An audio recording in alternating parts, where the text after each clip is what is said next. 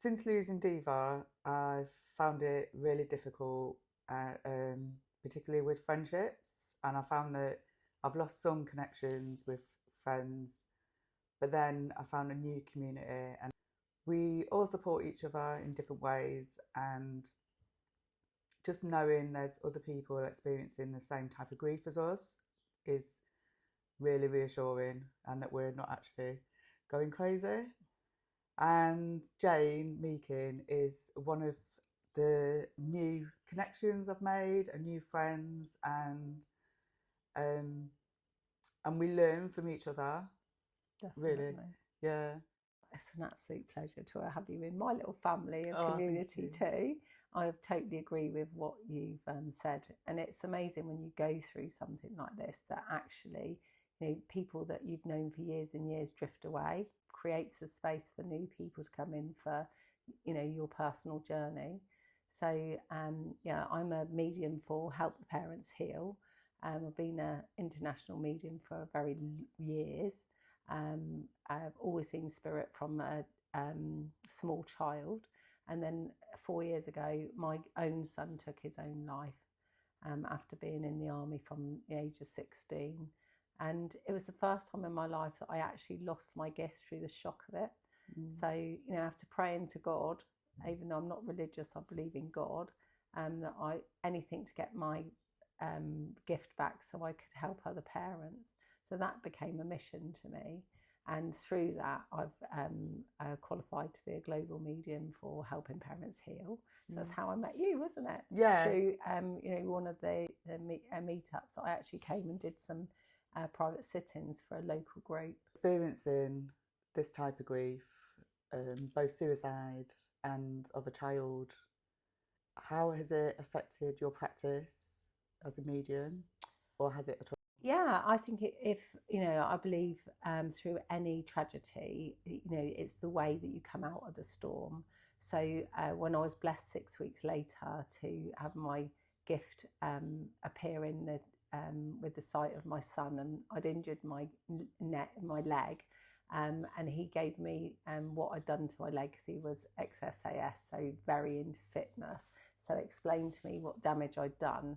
So I knew I'd lost my gift, and this has given me such a purpose to raise money for service people. So I work with military mines, mountain ways, to help bring awareness, that life is continuous, as well as, make something that's so tragic into something so positive. And, I have always channeled children because I have a big family of my own, 6 of my own children, and I've had stepchildren. So, children are really important to me. There are our tomorrows, and it's, so important. But I feel that I've got a deeper connection with parents after dealing with, it's something that's never, ever touched our family is suicide. And, in a naive way, I think you can agree that we all think it's never going to happen to our family. And Luke was such an enormous character, such a positive person, had done so much work with suicide awareness because of losing so many friends in the army. But I feel it's enhanced my connection. He's obviously always here with me, especially when I work with other children. But I feel I connect to parents more because I understand that feeling. Because, I've had, friends, I have friends for life, I'm one of those people. But until you sit like us two, that we know we've walked a similar path in the same direction and it's not a straight line path, I feel for me it's deepened my connection to God, to other children, and also, our friendship. What a blessing that if through this tragedy we'd have never have met. Yeah. And I feel we complement each other's lives.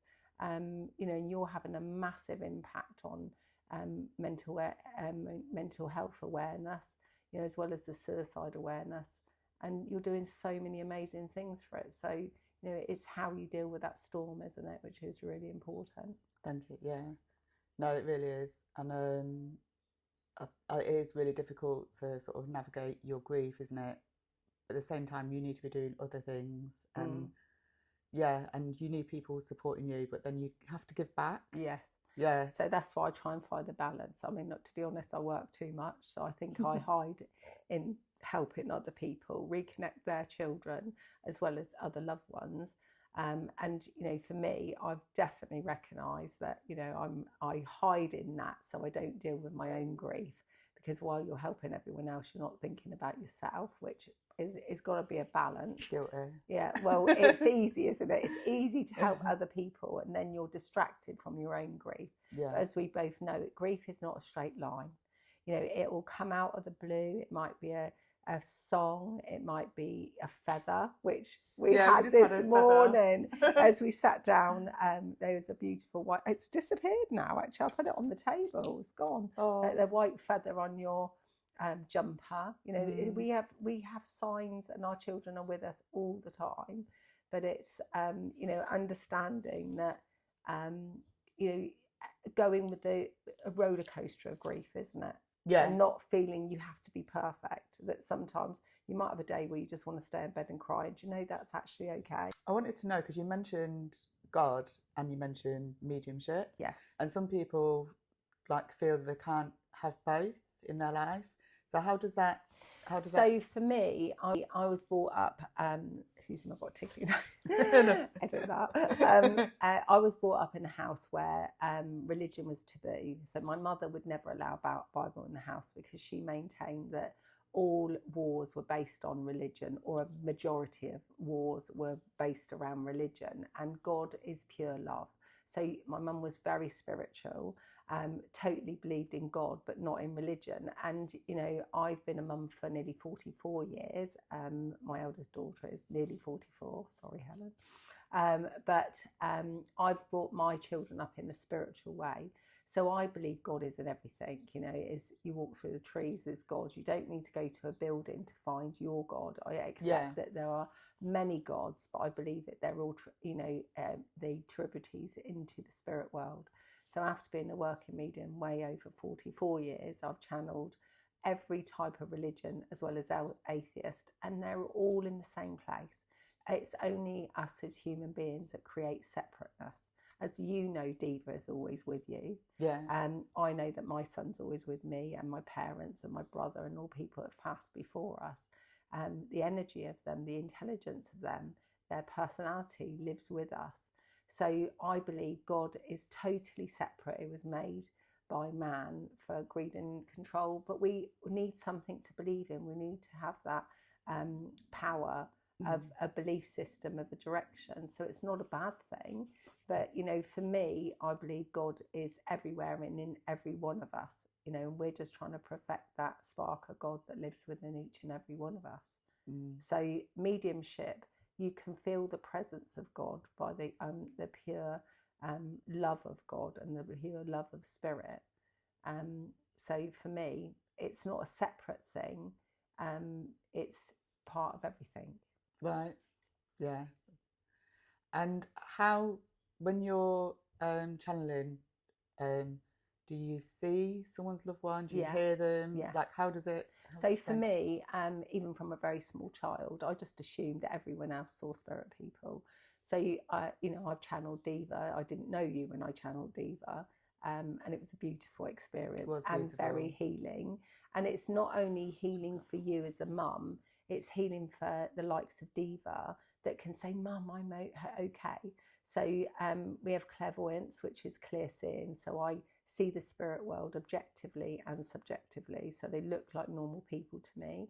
So I have to say, if they've been in a car crash or something terrible, and they never show me that, they'll talk about the accident or how they've passed, to give details so you know that this is real. Yeah. I hear them like a normal conversation. So I've done readings all over the world, and as long as they speak slowly, I can repeat any language with no knowing of what it means, but obviously the recipient can understand. A lot of people worry when they've lost a loved one to suicide that they're going to be stuck in purgatory or in a bad place. Oh, I've heard that. Yeah. What's your absolute nonsense?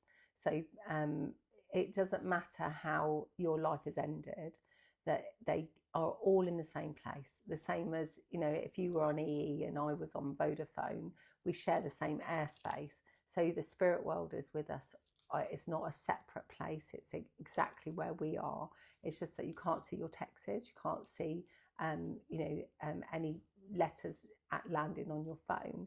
So the spirit world is all with us. It's just in a different dimension. So people say to me, well, how does it work? And I say, well, how does your phone receive a text or a video call? You can't see the energy, but it's there. The phone is a receiver as well as I'm a receiver for information from the spirit world. So when anyone passes, there are always people from their loved ones that have gone before them. So for I've had so much proof that my brother was there to take Luke, even though no one knew he was going to do this. My brother was there and helped him over. So they are all together. God loves everyone and everything, no matter how their earthly life has ended. It's a new chapter in the spirit world of their continuous of learning. And I feel more with suicide. Their great awakening is when they are received in the spirit world, the absolute unconditional love that they're received with, and how they have an epiphany that they don't realise that how loved they are on earth. You know, because when somebody ends their own life, sadly, they're not in the same mindset as you and I. So therefore, they have a distorted view of their life here. But clarity instantly happens, and they are received with love from everyone that's gone before them. But they also recognise how they were loved here. Yeah, that's so lovely. I know a big thing for me when Diva died was the feelings of shame and guilt, and these are feelings that I didn't get these feelings when other people that I've loved have passed away. Absolutely, yeah. But with suicide, I feel like those feelings and anger, like how can you be angry at your child who's died, but it's like if somebody else had killed her, I would have been angry with them. Yes. And obviously because she's taken her own life, it gets really confusing. Yeah. There's such a complex... So understanding grief itself, there are so many facets, like a diamond. There's so many facets within grief and anger, sadness, tears, frustration. It's all part of the grieving, healing process for anyone of any loss of life. But when we deal with suicide, and this is becoming more and more apparent to me, and is one of the major things that we both really feel we need to deal with, is bringing that shame out. Because at the end of the day, using my son as an example, nobody would ever have known, and yet I had a gut feeling and texted him 10 minutes before he went offline, and I spent weeks saying, why didn't I go with my gut instinct? Why did I text him? Why didn't I call him? But the other thing as well is parents don't like to talk about, especially mums. Dads deal with grief of a child in a totally different way, because they're having to be the man of the house, support the wife and siblings, and they can't cry. They don't know how to talk about it. Then they go to work and their fellow workmates don't know what to say to them, because men are not genuinely rubbish at communication. Where mums, we're meant to fix our children. So if they have a problem, if they fall over and graze their knee, we want to pick them up and cuddle them and make it all better. And so therefore, when we lose a child to suicide, it comes personally to us as mums. Oh my goodness, we were supposed to keep that child safe. We made years worrying about a child climbing on a climbing frame, riding a two-wheeler, falling over, going out on their first trip to town. We are that, we're meant to be there, safeguarding. And then when this happens, we feel as mother, well, I felt as a mother, I'd failed him. Why didn't I make this better? Why couldn't I have stopped this happening? Why didn't he talk to me? Where we talk about everything and all day long, we had really good conversations, and I'm sure you did with Diva. And life isn't always, they have their own challenges. He had PTSD, Diva had her own, demons, challenges of life. But I feel the most important thing is when I'm working with parents that have lost children with suicide, we've got to get over the shame, because we're not in control of our child's destiny. So the prophet writes that the mother is the bow, the children are the arrows. They come through us, not for us. They live in the houses of tomorrow. And as a parent, all we can do is our best. You know, I've done it 6 times. I've had stepchildren, and I look back and think, oh, I could have done it like this. I should have done this, and I should have done that. But, you know, the reality of the now is no child comes with a manual.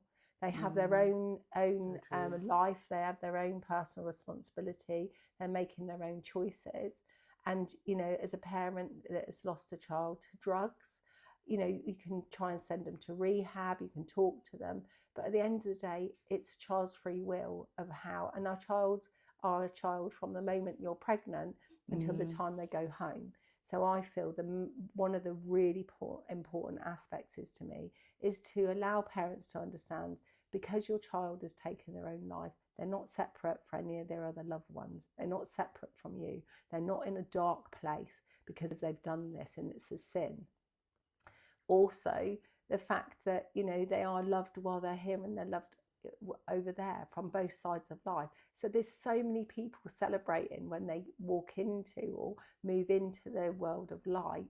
You know, they're embraced with love, and yet we're sad that they've gone. What are some of the things that you really miss about Luke? Hug. What is the hug? His humour. He was an amazing daddy. He would say he wished he'd have been, you know, a better daddy. But they were through divorce and separation. He couldn't always be there, but I know he loved his children, and they miss him terribly. But he was our family's entertainer. He always was doing a live video, even when he was driving, and I would tell him off. But it's that, you know, he'd hug me like no one in my whole world has ever hugged me. So it's just that physical presence. Even though I'm aware of him, I can see him. But we live in a physical world, so we miss the physical aspects of our children. Definitely. We've got a companion. We've got a friend walking. Oh, this is beautiful. It's been a very healing place for me. This is where I discovered, I was told about Luke's passing. So I think, the farm has been a big part of my healing, just to be around nature and just having the time that you can be on your own and just process. I think it's really important, not always to fill your life full of other people, that you need to do your own soul searching and finding peace within. And the farm's been perfect for me for that. Yeah, because that's really hard as well, isn't it, to find your own peace? Yeah. And I think when the initial shock, and everyone, you've got the funeral, you know, you've got so much to arrange that you can't even begin to think. And then everyone's around you, and then within a month or two, and then everyone gets back to their normal life, and you're like, how can everyone get back to their normal life? This child is gone. And, you know, you're then left with, well, what next? So I think sometimes the solitude is the most difficult thing, because that's when we start pulling ourselves apart. Why didn't we stop this? Why couldn't we prevent this? So the healing has been, the farm's been a great healing place for me. You can hear the nature, can't you? It's beautiful. It is absolutely stunning. And do you do anything like journaling? Are there any other tools that you've used to support your healing through grief? I feel journaling's really good. I'm very dyslexic, so writing's never ever the greatest thing for me. I read all the time, so I find there's so many books out there. But I feel I'm very blessed because I've always been aware of the spirit world. So I feel quite selfish, really, because Luke was in the army from 16 till he was days before his 34th birthday, and he spends more time with me since he's been in the spirit world probably than the last 20 years. So I'm a very blessed parent. Yeah. But I feel journaling's good. I would do it on a voice note rather than writing, but you know, you've got to find your own way, haven't you? Yeah. For me, the greatest key is always meditation.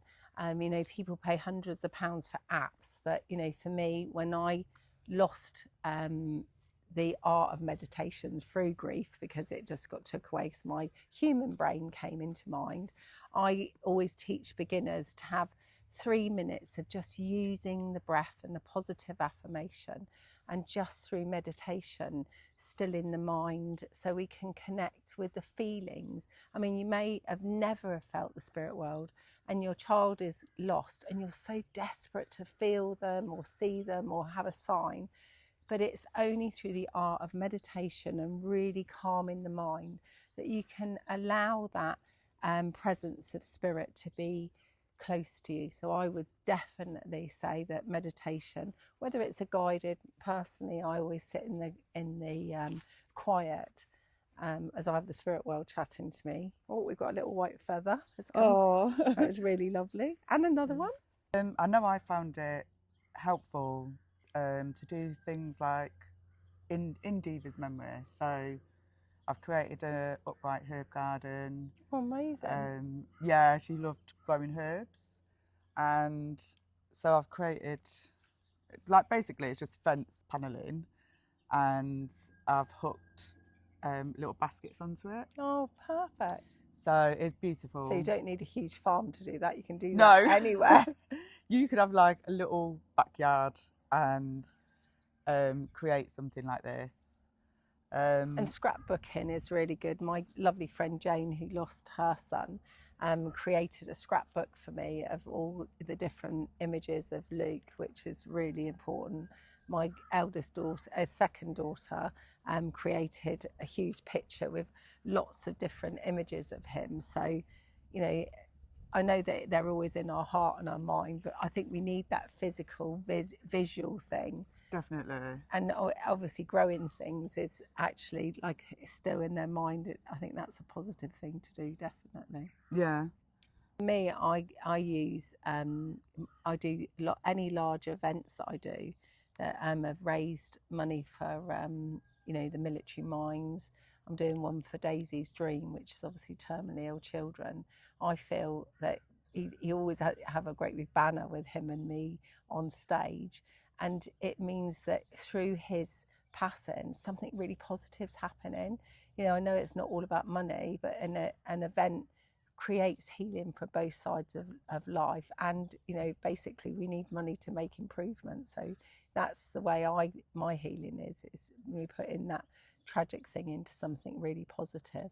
Yeah, I think there needs to be so much more awareness about the organisations and charities that support you, because I know when Diva died, I didn't know, I couldn't think straight. There's no way I could have researched, like, where do I get support, where do I get help with this? And actually there's some really great organisations. I know I've had support from Suicide and Co, Helping Parents Heal, which is where we connected as well.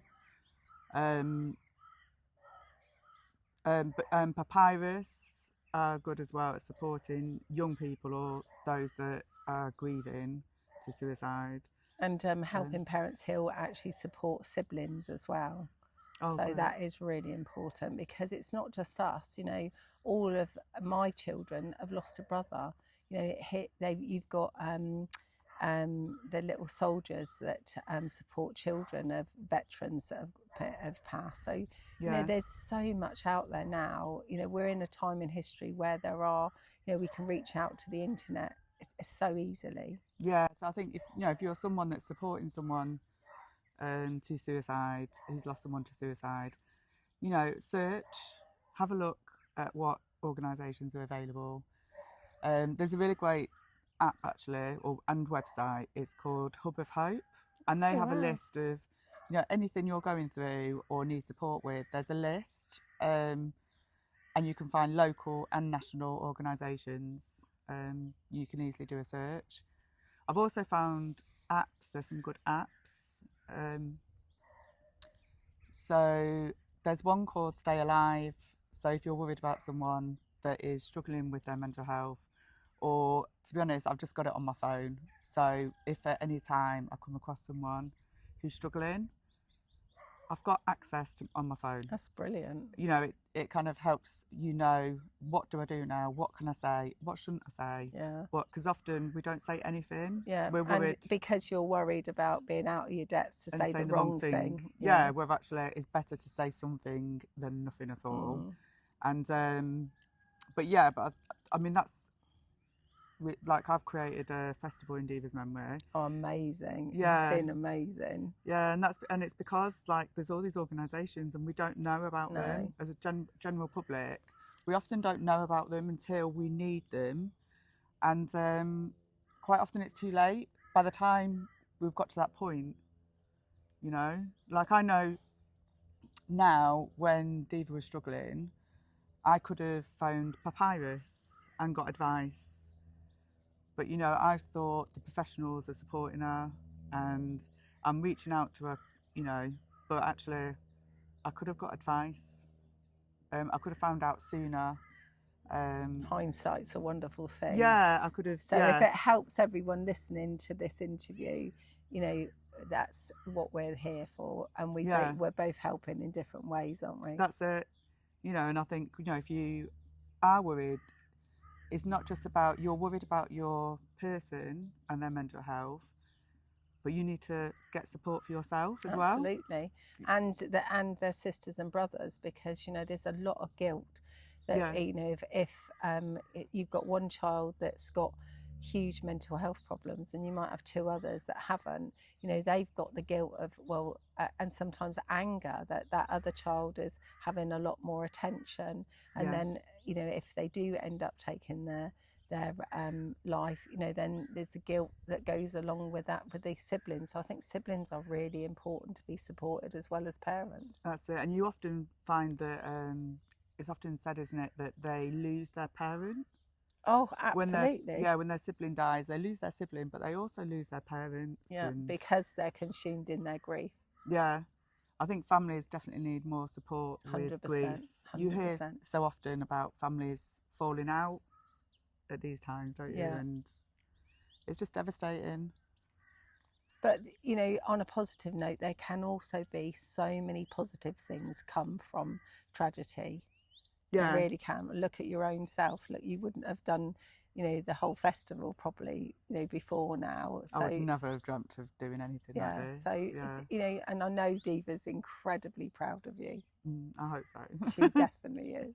Messages of hope and communication. So if anyone's listening, Help the Parents Healed have YouTubed one of my events that I did for parents that have lost children, and that is on YouTube. So if you look on YouTube under Jane Meakin, it will come up and it will show you positive communication from our children in the spirit world, because that was a wonderful event and really positive to hear that our children are here, that you can prove beyond a shadow of a doubt that our children are still with us, and communication is healing for them as well as for us. And are there any stories of inspiration and hope that you can give?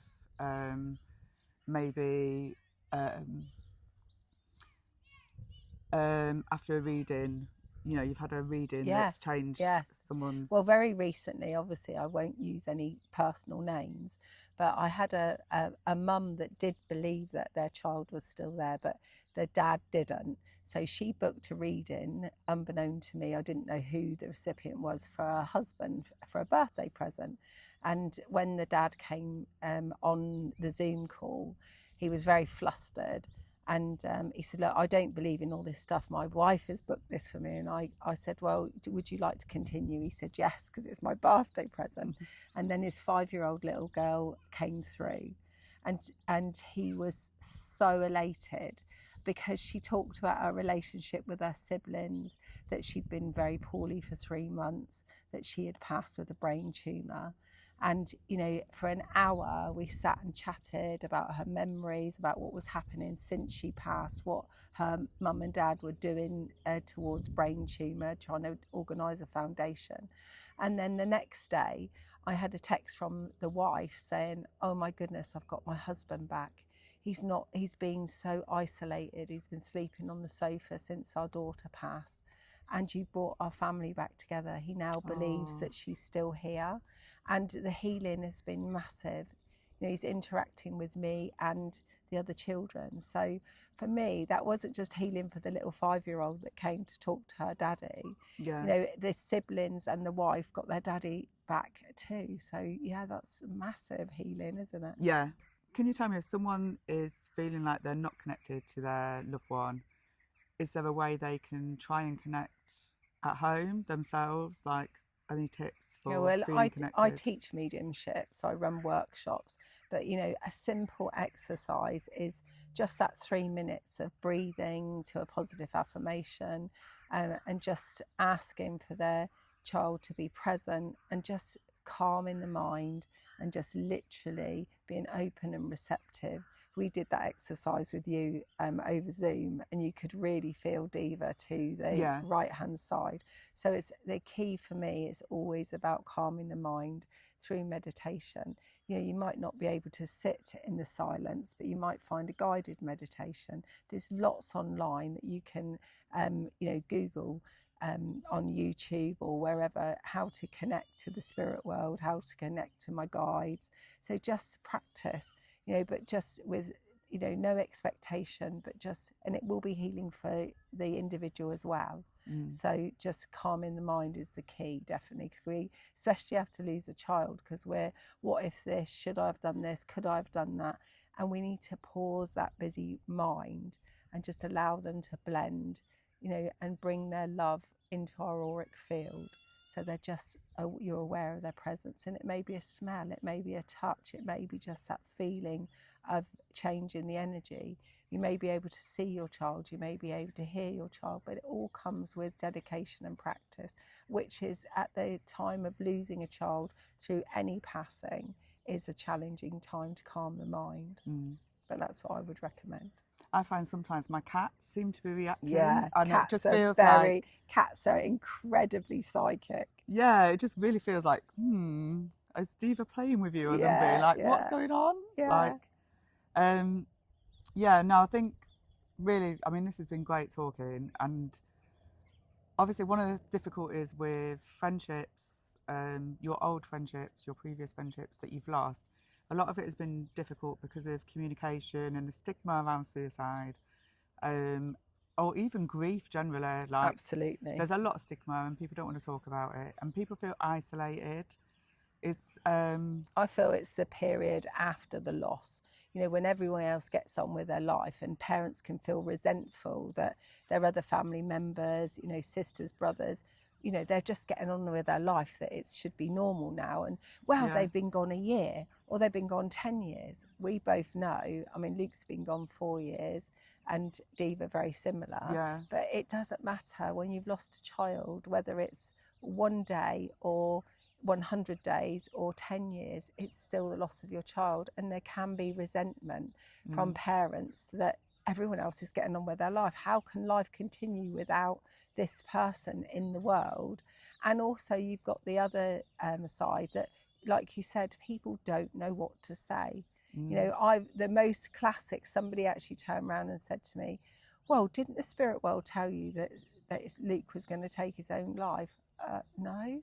You know, and you get frustrating people. Well, it's okay for you because you can see him and you can hear him, or it's okay for you that you've got other children. I mean, you know, I know that you're a wonderful foster mum, but you have only had Diva. So, you know, for me, I'm in awe of you that you can just function in the day, let alone do something as positive as this. You're amazing.